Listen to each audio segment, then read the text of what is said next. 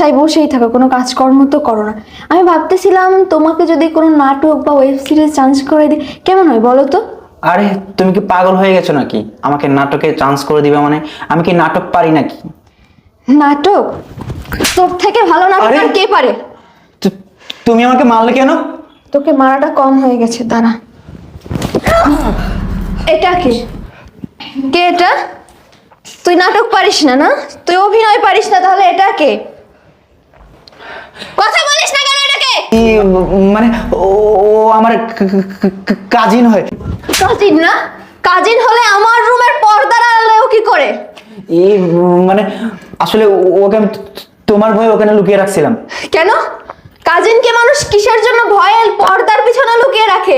তুই কি কোনো অপকর্ম করছিলি না কুকর্ম করছিলি যে কাজিনকে আমাকে দেখে ভয়ে পর্দার পিছনে লুকিয়ে রেখেছিস? মানে তুমি যদি আমাকে